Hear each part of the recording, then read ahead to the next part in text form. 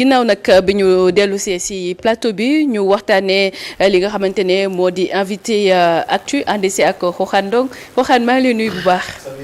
maa ngi lay fay maa ngi lay ziar naka suba si. maa ngi nii sant alhamdulilah. yaa ngi anticiper Saint-Valentin bi de. xam nga temps bi daf ñu xaj. sa rouge noir bi waaw temps bi xoj dañu Sophie maa ngi nuyu ak ziar sénégalais yi ñuy bëgg ñu waxtaan bu la neex tamit ñu sénégalais yi waxtaan du ñu arrangé Sophie nañ wéyal rek. d'accord sénégalais yi ñuy seetaan maa ngi leen di nuyu di leen ziar bu baax.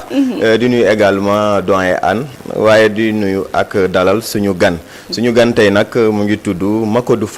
Macodou Fall mooy président wu collectif bi nga xamante ni mooy collectif des impactés du train express régional muy kuréel googu nga xam ne moo ëmb ñi nga xam ne ñoom la quand même ñoo dekkoon fi nga en tout cas fi nga xamante ni mooy fi ñu def yoonu train express régional bi donc monsieur Fall ñu ngi lay ziar di lay dalal bu baax. waaw merci beaucoup Juan maa ngi lay fay di la ziar ñi nekk ci plateau bi ak ñun ñëpp donc di leen remercier ci invitation bi ngeen ñu invité tey merci beaucoup.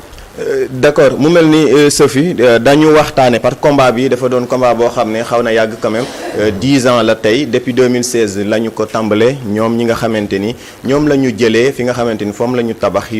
yoonu train express régional bi waaye nag laataa ñu ñëw xëy na ci jafe-jafe ak li nga xamante ni mooy seeni ay càkkuteef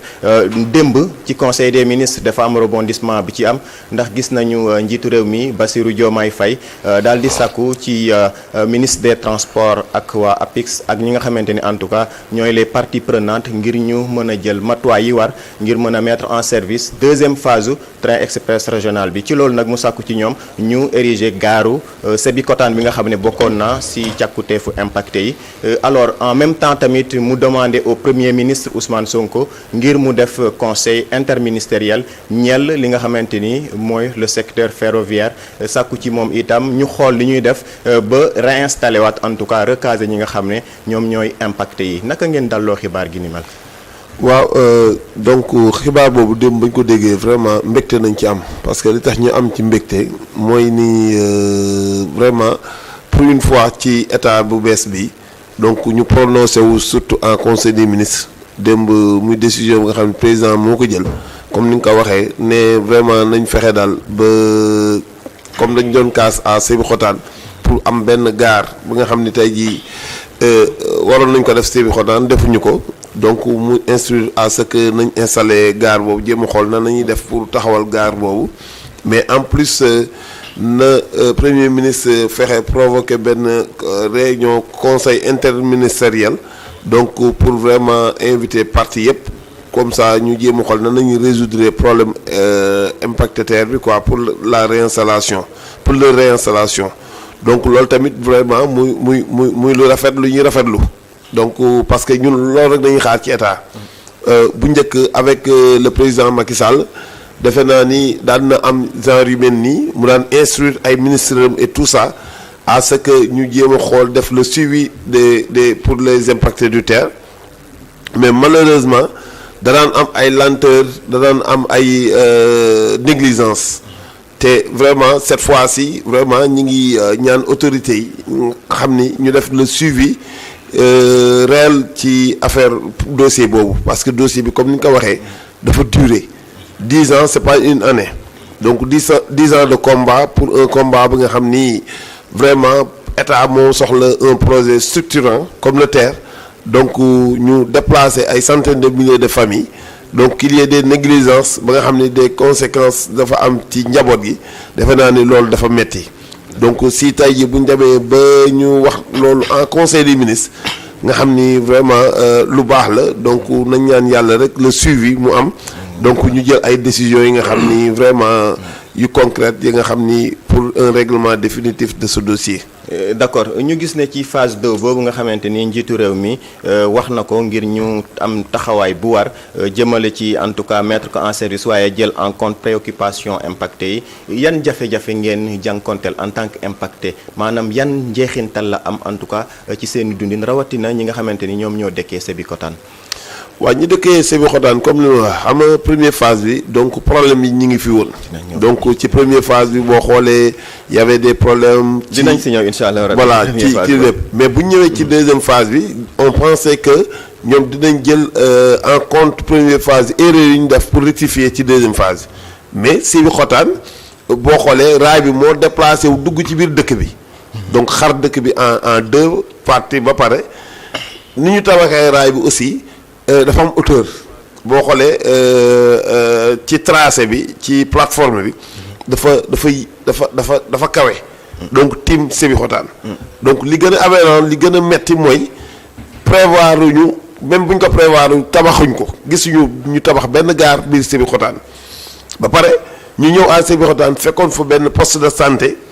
nekk foofu ñu toj ko sans autant ñu construire loon parce que santé bi mënul xaar ñi feebar mënuñu xaar donc ñu dem toj ko sans autant que ñu defal leen beneen poste de santé te loolu yépp ay négligence la parce que balaa ngay toj lu mel ni poste de santé normalement da nga war a construire ba pare door a toj mais comme leur seen habitude du ñu tàmm di def dañuy toj ñi nekk ci njàqare ñu dem commencer di def ci ay dilatoire donc ce qui s'est passé à Sébikotane loolu la comment se fait-il que Sébikotane nekk Carrefour nga xam ni tey jii boo jógee Thiès fépp Diamniadio dafa xaw a enclavé mais Sébikotane moo doon war a nekk gare ba nga xam ni au moins day am influence mais ñu daal di jël Diamniadio rek directement terre bi dem aéroport bëgg jàll Sébikotane moo tax on s'est opposé la dernière fois samedi passé dañu amoon une grande mobilisation à Sébikotane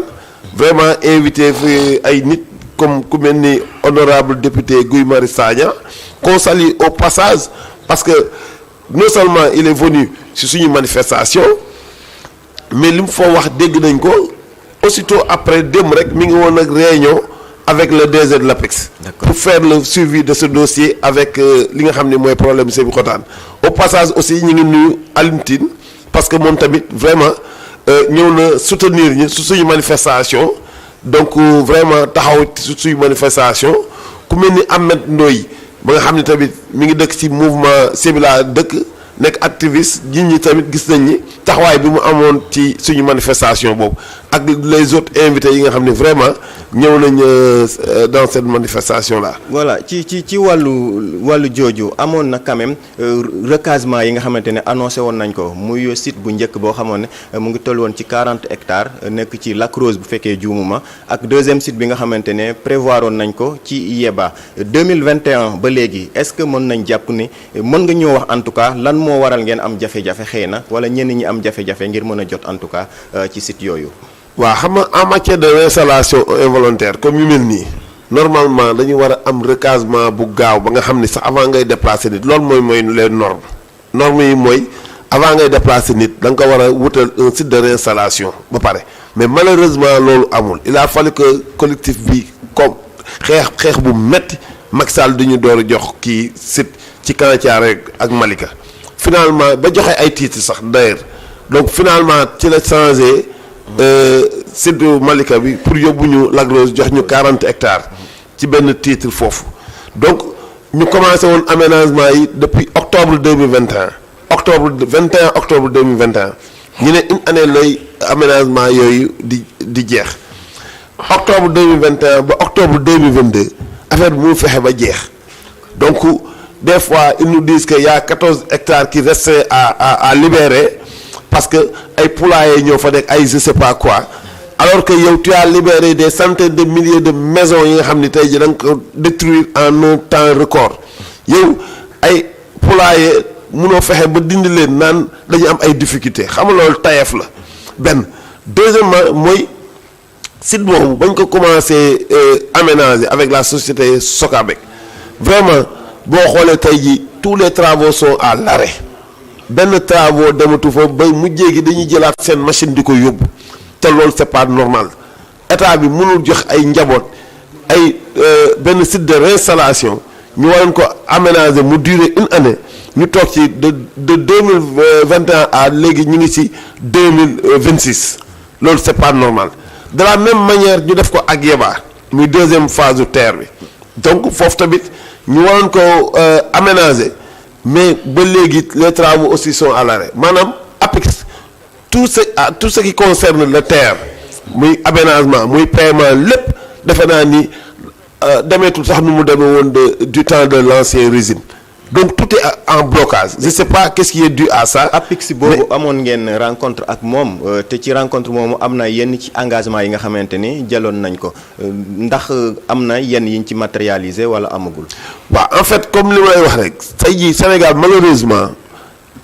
booy combattre ci li nga xam ni tey jii mooy sa ak sa yelleef boo noppee sax dañ lay fàtte. il a fallu que ñu génnoon def benn caravane menacée et tout ça. que APIX doon ñu recevoir le 15 octobre ba mu ñu recevoir rek c'était presque après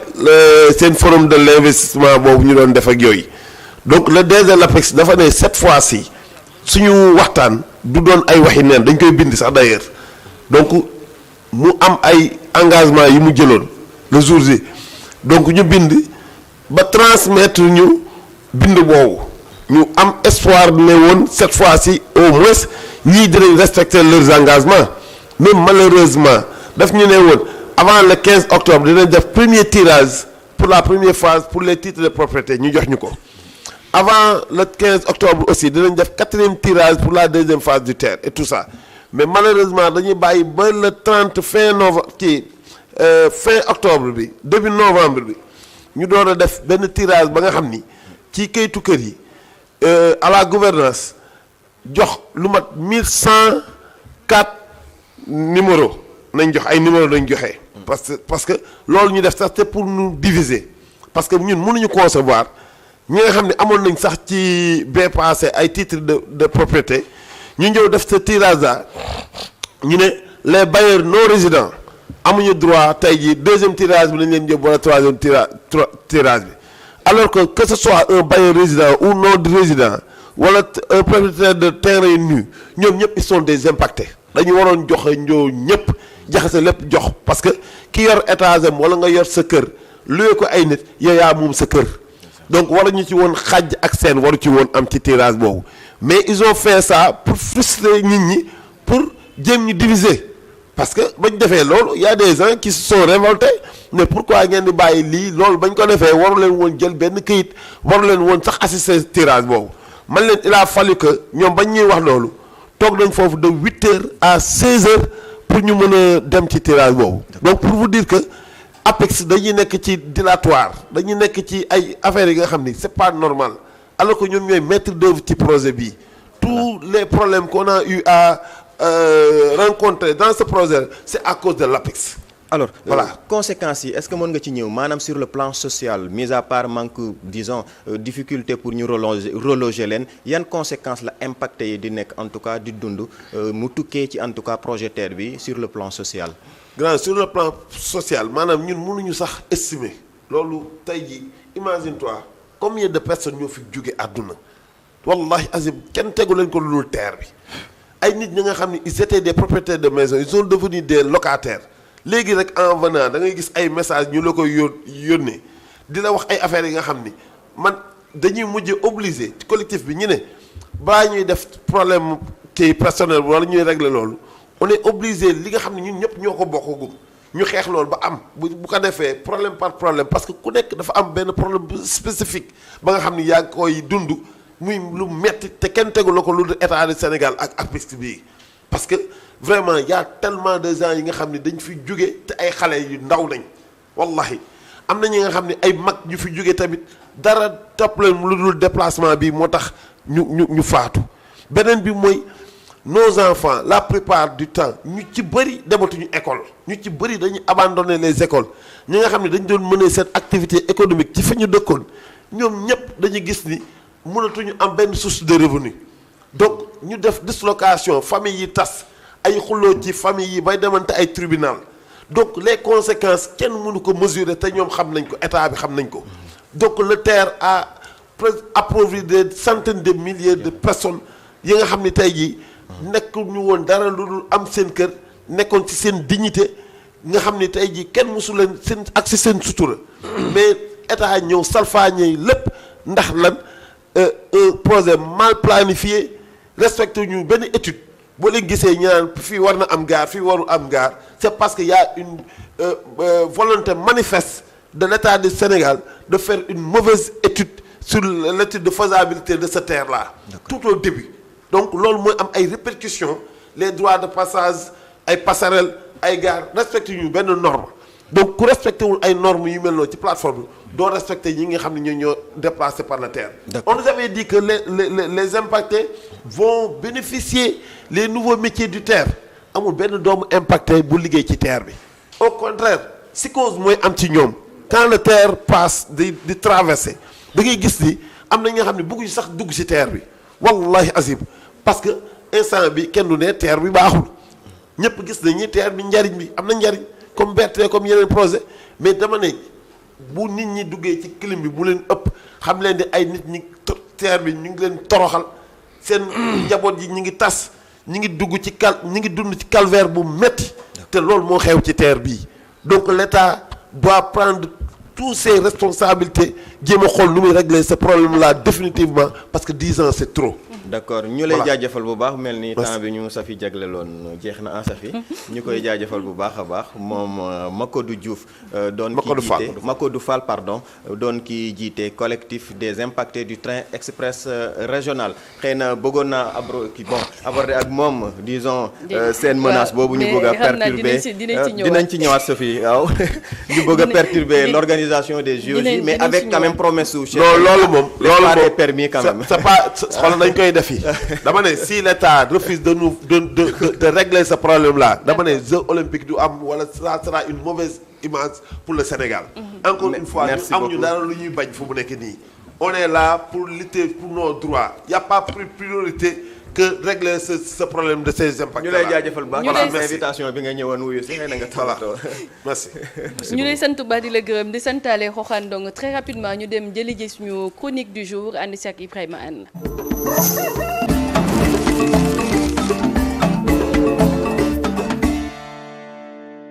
ñu